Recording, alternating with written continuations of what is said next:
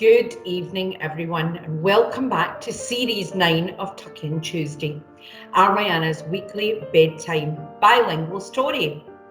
As you know, I love reading, and research tells us that children who read will become adults who think, and readers become leaders. What do you want to be when you grow up? Why is reading important to you? And what kind of leader do you want to be? Well, these are just a few questions that I would encourage you to think about as you delve into this week's story time, where our bedtime reading will fill you with awe and wonder of the world around us. Remember to tuck in tight with someone you love and enjoy our stories before you go to sleep. Good night and God bless. Hello everyone, I am Miss Alma, grade 4A teacher, and the story that I'm going to read tonight for you is called The Fog, written by Keo Meckler and illustrated by Kenneth Park. Hope you enjoy it. Shall we start? السلام عليكم ورحمة الله وبركاته. أهلا وسهلا بكم أحبائي الصغار بقصة جديدة من القصص المسائية. قصتنا لهذا اليوم هي بعنوان الضباب بقلم كيو ميكلر. Far north on a wild sea was an island covered with ice. People came from around the world to visit the special place. في أقصى الشمال على بحر هائج كانت جزيرة مغطاة بالجليد. جاء الناس من جميع أنحاء العالم لزيارة هذا المكان المميز. Most of the birds living on the island paid little attention to these visitors. But there was one bird, a small yellow warbler, who did pay attention. Welcome to Icy Land.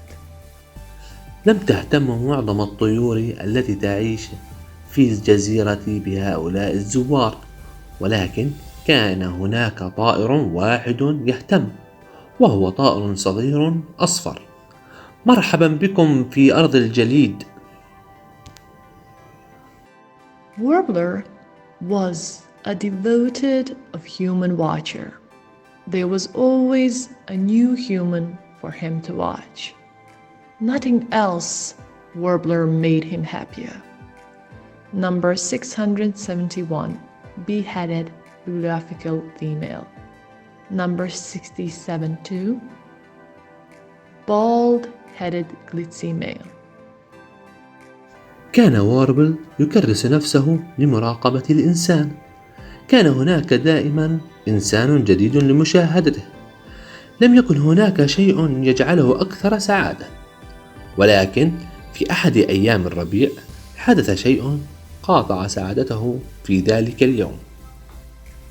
That day, a warm fog rolled in from the sea. All morning long, it swirled, climbing hills and spilling into valleys.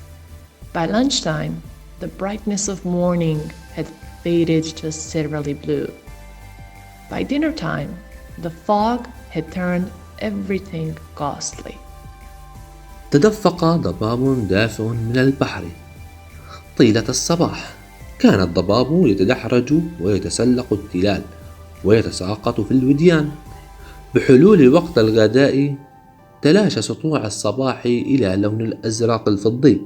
بحلول وقت العشاء كان الضباب قد حول كل شيء إلى أطياف. For days, Warbler sat high in his tree and waited for a strong gust of wind to come lift the fog. He waited and waited. Being a handy warbler, he tries to chase it away. لعدة أيام جلس واربل عاليا على شجرته وانتظر هبوب ريح قوية ترفع الضباب. انتظر وانتظر، ولكونه مساعدا مفيدا حاول طرد الضباب بعيدا. But No matter what he did, the fog came back. Warbler invited his neighbors over to discuss the situation. It's just a little fog. I wouldn't even call it fog. Mist, maybe, either. Perhaps. Fog? No, the fog has come sometimes. These things happen. Let us be humble and accept it. I like what it does to my feathers. Only the ducks seem to care. ولكن بغض النظر عما فعل، عاد الضباب مجددا. دعا واربل جيرانه لمناقشة حالة الجو. إنه مجرد ضباب صغير، لن أصفه حتى بالضباب. ربما غشاوة، ربما الضباب لا. أتى الضباب في بعض الأحيان، تحدث الأشياء. دعونا نكون متواضعين ونقبله. أنا أحب ما يفعله بريشي. يبدو أن البط فقط هو الذي يهتم. The next morning, new sign appeared. The renaming of the island had a curious effect. Many of the birds began to forget that there was ever a time before the fog. But Warbler did not forget, and he had started to notice other changes too.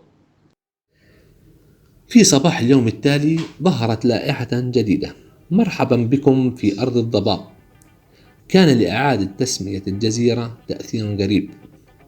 بدأت العديد من الطيور تنسى أنه كان هناك وقت ما قبل الضباب، لكن واربل لم ينسى، وبدأ في ملاحظة تغيرات أخرى أيضا. He's looking at you, kid. He went to tell the others what he had seen, but they were too busy. How to brighten your home with 1,000-watt nest lights. Even the ducks had moved on and didn't want to talk about it. The fog continued to spread. هنا ننظر إليك يا فتى. ذهب ليخبر الآخرين بما رآه، لكنهم كانوا مشغولين للغاية في كيف تضيء منزلك بأضواء عشم بقوة 1000 واط. حتى البط قد مضى ولم يرغب بالحديث عن ذلك. استمر الضباب في الانتشار. Warbler still waited in his tree, hoping to spot a human, but there were no more sightings. So he put away his books and tried his best to ignore the fog, until even he began to wonder if things had ever been any different. Foggy mountain boys. But then, one foggy morning, Warbler spotted a colorful speck in the distance. زال واربل ينتظر في شجرته على أمل أن يشاهد الإنسان، لكن لم يعد هناك شيء لمشاهدته. لذا فقد وضع كتبه جانبا وبذل قصارى جهده لتجاهل الضباب. قام بتشغيل أغنية أولاد الجبل الضبابي يلعبون، حتى أنه بدأ يتساءل عما إذا كانت الأمور قد تغيرت يوما ما. ولكن بعد ذلك في صباح يوم مضبب رصد واربل شيء ملون من على بعد. هل هو إنسان؟ Peering closely, he saw a dark-haired human ghosting through the meadow. It was a rare female species, and she was singing a song. Number 673, red-hooded, spectacled female. She looked a bit lost. نظر عن كثب ورأى إنسانا ذو شعر داكن يتجول في المرج. كانت أنثى نادرة الوجود، وكانت تغني أغنية ذات القنصوة الحمراء. Happy to see a human again, Warbler offered her insects to eat. She liked them. The human in return offered Warbler gifts and showed him how to intricate paper things. And they were eating and folding paper and speaking in every way except with words. Until Warbler made a surprising discovery.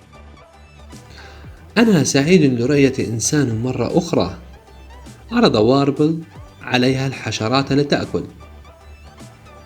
لقد أحببتهم في المقابل. قدمت الإنسانة هدايا له وأظهرت له كيفية طي الأوراق بشكل معقد، وبقوا هناك يأكلون الحشرات واستمروا في طي الورق ويتحدثون بكل طريقة ولكن بدون كلمات، حتى قام واربل باكتشاف مفاجئ. Chirp, chirp. I'm listening. Chirp. Really? Chirp, chirp. Huh? The human also saw the fog. Warbler asked the human if she thought there were others who saw the fog too. She was unsure. How could they find out? أنا أستمع. هل حقا؟ تغريد رأت الإنسانة الضبابة أيضا. سأل واربل الإنسان عما إذا كانت تعتقد أن هناك آخرين رأوا الضبابة أيضا. كانت غير متأكدة. كيف يمكنهم معرفة ذلك؟ That's when she had an idea. She opened her backpack and set to work. The human made a paper boat and floated it out to sea. They waited a reply, but none arrived. وهنا خطرت لها فكرة. فتحت حقيبتها وشرعت في العمل. صنعت قاربا ورقيا كتبت فيه: هل ترون الضباب؟ وأطلقته في البحر. انتظروا الرد، ولكن لم تصل أي إجابة. So they launched more books and again they waited. Finally, they had an answer. لذلك أطلقوا المزيد من القوارب، ومرة أخرى انتظروا. أخيرا وصلتهم إجابة. It was a note from a walrus in Eastern Canada. Yes, I see the fog, he says. Another note came from a musk ox in Norway. Yes, and we want to fix it. Another came from some cats in England. Yes, we see it. Are you a bird? Can we eat you? Notes arrived from around the world. لقد كانت ملاحظة من حيوان ضب في شرق كندا. نعم، أنا أرى الضباب. ملاحظة أخرى جاءت من ثور المسك في النرويج. نعم، ونحن نريد إصلاحه. جاء رد آخر من بعض القطط في إنجلترا. نعم، نراه. هل أنت طائر؟ هل يمكننا أن نأكلك؟ وصلت الملاحظات من جميع أنحاء العالم. With each one, the fog began to lift a little, and the wind began to blow again. The world grew a little less ghostly, and it became easier to notice things. بدأ الضباب بالاختفاء قليلا، وهبت الرياح مرة أخرى حتى أصبح العالم أقل ضبابا وأصبح من السهل الرؤية. Big things and tiny things, shiny red things and soft feathery things. رؤية أشياء كبيرة وصغيرة وحمراء لامعة وأشياء ذات ريش ناعم. And slowly, the beautiful island brightened, and Warbler and the human found time to rest under the stars, which they could now see. The moon drifted in the sky, and they began to sing. They sang to each other and to the moon, and because they were happy to be together, sharing the clear night view. أنورت الجزيرة الجميلة، ووجد واربل والإنسانة وقتا للراحة تحت النجوم المضيئة التي يمكنهم رؤيتها بوضوح الآن. سطع القمر في السماء، وبدأوا في الغناء لبعضهم البعض وللقمر، لأنهم كانوا سعداء جدا بالتواجد معا، متشاركين المشهد الليلي الواضح. النهاية. Good night, boys and girls. Sweet dreams. أتمنى أنكم قد استمتعتم، وإلى اللقاء في قصة جديدة إن شاء الله، وأتمنى لكم السلامة. دمتم بخير.